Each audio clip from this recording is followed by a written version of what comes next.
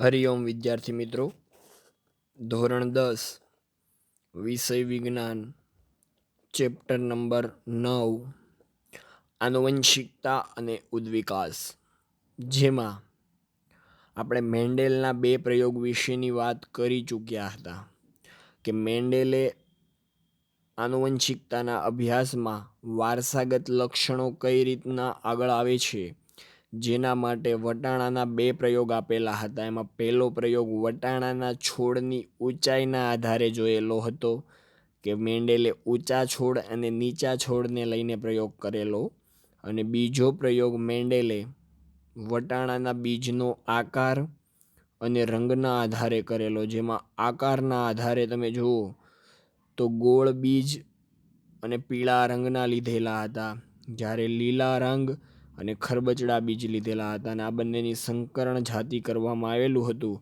ત્યારે પહેલા તબક્કામાં એને બધા બીજ પીળા અને ગોળ મળ્યા હતા, અને પછીના તબક્કામાં એને અલગ અલગ પ્રકારે પીળા ગોળ, પીળા ખરબચડા, લીલા ગોળ અને લીલા ખરબચડા આવા 4 ભાગમાં બીજ મળેલા. આજે આપણે જોવાનું છે આનુવંશિકતાની કઈ ક્રિયાવિધિનો લિંગી પ્રજનન કરતા બધા સજીવો ઉપયોગ કરે છે. લિંગી પ્રજનન કરતા બધા સજીવો ઉપયોગ કરે છે. આનુવંશિકતાની કઈ ક્રિયાવિધિનો લિંગી પ્રજનન જે સજીવો કરે છે એ બધા ઉપયોગ કરે છે, અથવા તો આનુવંશિકતાની ક્રિયાવિધિ કેવી રીતે કાર્ય કરે છે, તો એના માટેનો અભ્યાસ આજે આપણે કરવાનો છે. તો જોઈએ કે લિંગી પ્રજનન દરમિયાન સંતતિમાં આનુવંશિકતા માટે બંને પિતૃનો સમાન ફાળો હોય છે. આપણને ખબર છે કે લિંગી પ્રજનન દરમિયાન આનુવંશિકતા જે પણ આવે એમાં સંતતિનો ફાળો કેવો હોય છે? સમાન હોય છે, બરોબર છે. તેમજ બંને પિતૃમાંથી વારસાગમન પામતા જનીનોને આધારે સંતતિના લક્ષણો નક્કી થાય છે. આપણે ખબર છે માતા અને પિતા બંનેના લક્ષણો જનીનમાં આવે છે, એટલે કે પિતૃ છે એ વારસામાં પામતા જનીનોના આધારે સંતતિના લક્ષણો નક્કી થાય છે, કારણ કે બંને પિતૃઓમાં ભાગ લે છે, એટલે બંને ભાગ લે છે એટલે બંનેના જનીનો ઉપર શું લાગશે? આધાર રાખશે, અને સંતતિના શું લખી થશે? લક્ષણો. ત્યારબાદ દરેક સંતતિમાં એક પિતૃપક્ષ પાસેથી અને એક માતૃપક્ષ પાસેથી પ્રાપ્ત જનીનના 2 સેટ યુગ્મ હોય છે. દરેક સંતતિનો જન્મ થાય એમાં એક લક્ષણ કોનું પાસેથી? પિતૃપક્ષ પાસેનું હોય, અને બીજું કોના પાસેનું હોય? માતૃપક્ષ પાસેથી મળે છે. તેમજ જનીનો તેમના પિતૃના રંગસૂત્રો દ્વારા વારસાગમન પામે છે. તેમજ જનીન છે, ડીએનએમાં આવેલું જે જનીન છે એ પિતૃના રંગસૂત્રો, આપણી અંદર રંગસૂત્રો આવેલા હોય, આપણે આની આગળનો સવાલ જોઈશું એટલે આપણને ખબર પડશે. જે રંગસૂત્રો આવેલા છે એના દ્વારા શું પામે છે? વારસાગમન, એટલે કે આગળ વધે છે. તેમજ જનીન કોષના નિર્માણ દરમિયાન અર્ધસૂત્રી ભાજન દ્વારા બેકી રંગસૂત્રોની સંખ્યા એકકીય થાય છે. તેમજ જનીન કોષનું જ્યારે નિર્માણ થતું હોય ત્યારે આપણને ખબર છે અર્ધસૂત્રી ભાજન એટલે ભાજન પ્રક્રિયા થાય અને બેકી રંગસૂત્રોની સંખ્યા હોય એ એકકીય થાય. આમ પ્રત્યેક પિતૃકોષમાંથી જનન કોષમાં રંગસૂત્રોની પ્રત્યેક જોડમાં એક રંગસૂત્ર આવેલું હોય છે. આથી કોઈ પણ પિતૃકોષમાંથી તમે જુઓ ને જનન કોષનું, તો એક રંગસૂત્ર તો જોવા જ મળે. આ થઈ ગઈ આનુવંશિકતાની ક્રિયાવિધિ. પહેલેથી જોઈએ તો લિંગી પ્રજનન દરમિયાન સંતતિમાં આનુવંશિકતા માટે બંને પિતૃનો ફાળો હોય, બરોબર છે. તેમજ બંને પિતૃના લક્ષણો શું છે એના આધારે નક્કી થાય છે. એમાં સંતતિમાં તમે જોવા જાઓ તો એક પિતૃપક્ષ પાસેથી લક્ષણ, એક માતૃપક્ષ પાસેથી જનીન શું થાય છે? પ્રાપ્ત થાય છે, એટલે 2 સેટ પ્રાપ્ત થયા. તેમજ જનીનો તેમના પિતૃના રંગસૂત્રો દ્વારા શું પામે છે? વારસાગમન પામે છે. અને જ્યારે જનીન કોષના નિર્માણ થાય ત્યારે અર્ધસૂત્રી ભાજન દ્વારા બેકી રંગસૂત્રોનું એકકીય થાય છે. એકકીય સંખ્યા એટલે એકીમાં રૂપાંતરણ થાય છે. આ થઈ ગઈ આનુવંશિકતાની ક્રિયાવિધિ. આગળનો સવાલ ખૂબ જ અગત્યનો અને મોસ્ટ ટાઈમપીસ સવાલ છે, પરીક્ષામાં પૂછાઈ શકે તેવો. લિંગ નિશ્ચયન એટલે શું? પ્રાણીઓમાં લિંગ નિશ્ચયનની વિવિધ પદ્ધતિઓ જણાવો. લિંગ નિશ્ચયન એટલે શું અને પ્રાણીઓમાં આપણે કઈ રીતના લિંગ નિશ્ચયન થાય છે તે જોવાનું છે. તો જોઈએ અંદર એકલિંગી સજીવ કાં તો નર હોય કાં તો માદા હોય. વ્યક્તિગત જાતિના લિંગ નક્કી કરવાની ક્રિયાવિધિને લિંગ નિશ્ચયન કરે છે. એકલિંગી જ્યારે સજીવ કોઈ પણ હોય, એકલિંગી સજીવ એ પ્રજનન કરતો હોય ત્યારે એ કાં એક તો નર હોય કાં તો શું હોય, માદા હોય. એકલિંગીમાં વાત કરી. પરંતુ લિંગી પ્રજનન થતું હોય ત્યારે આપણે વ્યક્તિની જાતિ નક્કી કરવી હોય, એ જાતિ કઈ હશે, નર હશે કે માદા, એના માટે જે ક્રિયાવિધિ આવે એને શું કહેવાય, લિંગ નિશ્ચયન. લિંગ નિશ્ચયન એટલે આ લિંગી પ્રજનનમાં જ જોવા મળે. ઓલામાં તો આપણને ખબર જ છે, એક લિંગી સજીવમાં જો નર હોય તો નર જ જન્મવાનું છે, માદા હોય તો કોણ જન્મવાનું, માદા, કારણ કે એમાં એકલા હાથે પ્રજનન થશે. જ્યારે લિંગી પ્રજનનમાં નર અને માદા બંનેના સમન્વયથી લિંગ કઈ આવવાની છે એ આખી ક્રિયાવિધિ હોય, એને કહેવાય લિંગ નિશ્ચયન. એટલે જો લખ્યું વ્યક્તિગત જાતિના લિંગ નક્કી કરવાની ક્રિયાવિધિ, કે વ્યક્તિની જાતિ કઈ હશે, જાતિ નક્કી કરતી ક્રિયાવિધિને કઈ પ્રક્રિયા કહેવાય, લિંગ નિશ્ચયન. જેમાં છે ફલનની ક્રિયા દ્વારા નિર્માણ પામતા યુગ્મનજમાંથી વિકસતો સજીવ નર કે માદા તરીકે વિકસે તે બાબત લિંગ નિશ્ચયન છે. ફલનની ક્રિયા દ્વારા નિર્માણ પામતા યુગ્મનજમાંથી, ફલનની ક્રિયા દ્વારા ફલન થાય, માતા અને પિતા બંનેની પ્રજનન પ્રક્રિયા દરમિયાન અંડકોષ ને શુક્રકોષનું મિલન થાય એટલે એને શું કહેવાય, ફલન. આ ફલનની ક્રિયા દ્વારા જે યુગ્મનજ છે એ વિકસતો સજીવ નર હશે કે માદા, તે લિંગ નિશ્ચયન દ્વારા આપણને ખબર પડે છે. પ્રાણીઓમાં લિંગ નિશ્ચયનની પદ્ધતિ, તો જુદી જુદી જાતિઓના લિંગ નિશ્ચયન જુદી જુદી પદ્ધતિના હોય છે. બધામાં સરખું ન હોય લિંગ નિશ્ચયન પ્રક્રિયા. જોઈએ કઈ કઈ રીતના લિંગ નિશ્ચયન, એટલે કઈ રીતના આપણને ખબર પડે નર છે કે માદા, તો એની પદ્ધતિ આપેલી છે. જો પહેલું, કેટલાક સરીસૃપ પ્રાણીઓમાં લિંગ નિશ્ચયન વાતાવરણના કારક જેવા કે તાપમાન ઉપર આધાર રાખે. સરીસૃપ એટલે કે શરીર ઘસડાઈને ચાલતું હોય એવા પ્રાણીઓ, એમાં લિંગ નિશ્ચયન કોના ઉપર આધાર રાખે, તાપમાન ઉપર. ફલિત ઈંડાને કયું તાપમાન પ્રાપ્ત થાય છે એના બાબતમાં આપને ખબર પડે પ્રાણી છે એ નર હશે કે માદા. ઉદાહરણ તરીકે જો આપ્યું, કાચબાના ઈંડું હોય, કાચબાનું ઈંડું, એને 30°C કરતાં ઊંચું તાપમાન મળે એટલે કોણ જન્મે, માદા. જો આપણને ખબર પડી, આવું MCQમાં પૂછાય, કાચબાના ઈંડામાંથી નર જન્મશે કે માદા, એ આપણને ખબર કેમ પડે, તો કાચબાના ઈંડાને 30°C કરતાં કેવું તાપમાન મળે, ઊંચું તાપમાન પ્રાપ્ત થાય. પછી તમે એવું ન કરો કે માદા જન્મશે તો આપણે 30° આપણે ગરમી આપવા મળીએ, તો એ નહીં, કુદરતી રીતે એને મળવું જોઈએ. અને મગરના ઈંડામાં ઊંચું તાપમાન કોનો વિકાસ કરે છે, નરનો, અને નીચું તાપમાન કોનો વિકાસ કરે છે, માદાનો. આનાથી ઉલટું, જો મગરના ઈંડામાં ઊંચું તાપમાન મળે ને તો નર જન્મે, અને નીચું તાપમાન મળે તો કોણ જન્મે, માદા જન્મે. આ રીતના લિંગ નિશ્ચયન સાથે જોડાયેલું છે તાપમાન.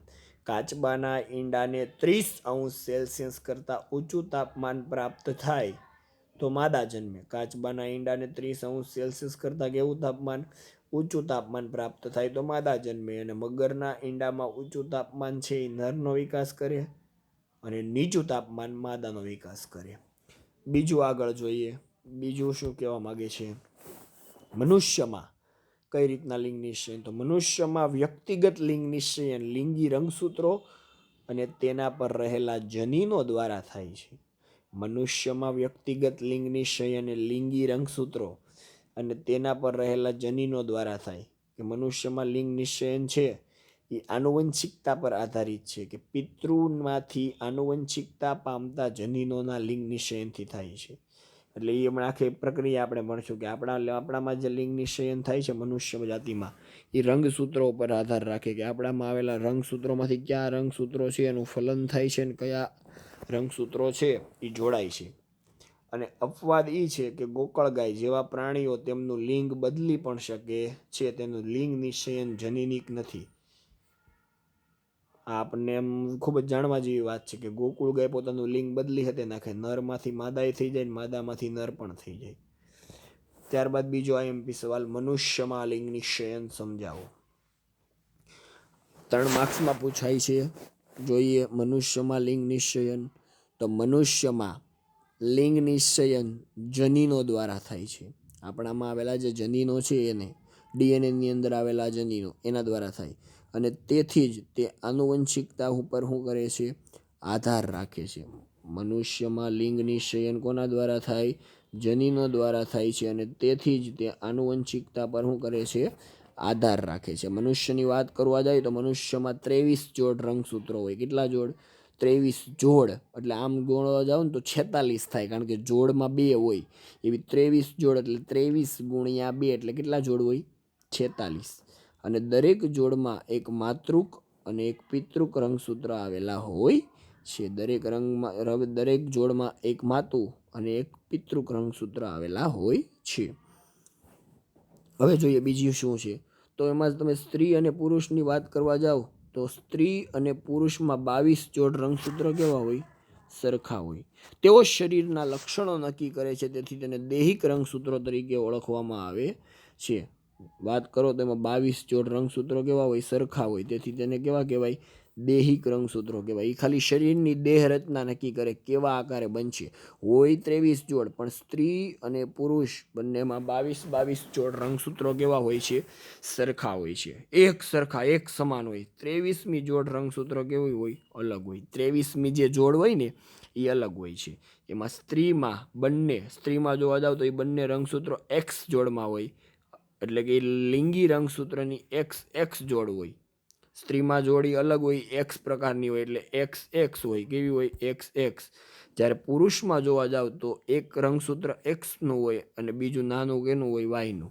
એટલે પુરુષમાં કયું હોય? એક્સ સાથે કયું હોય? વાય. આ બંને જોડ છે ને અલગ હોય. 22 જોડ તો બંનેમાં સરખા જ હોય. ખબર પડી કે નહીં? કુલ 23 જોડ રંગસૂત્રો હોય, એમાં 22 જોડ તો સ્ત્રી અને પુરુષ બંનેમાં રંગસૂત્રો સમાન હોય.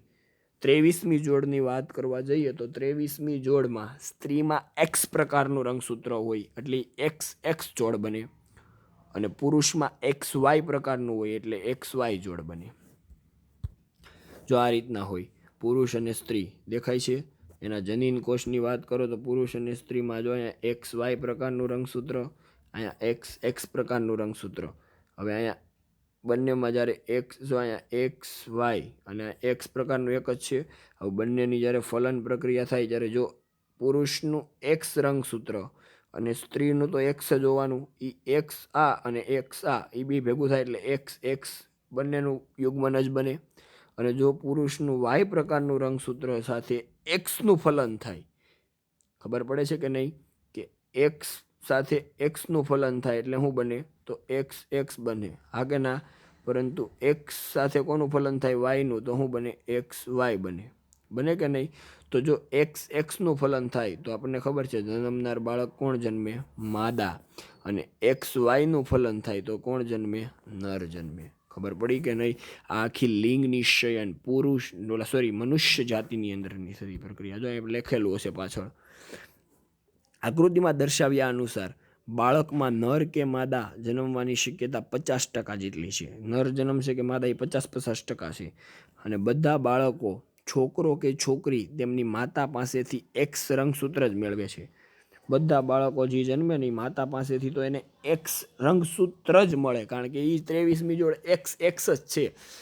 નક્કી કોણ કરશે હવે કયું બાળક જન્મશે? નર. એ પિતૃના એટલે કે પિતાના પાસેથી મળેલા રંગસૂત્ર ઉપર આધાર રાખે છે કે આપણું બાળક છે માદા જન્મશે કે નર. એ પિતૃનું રંગસૂત્ર ઉપર આધાર રાખે, કારણ કે ઓલરેડી માતા પાસેથી તો એક્સ રંગસૂત્ર મળી ગયું છે.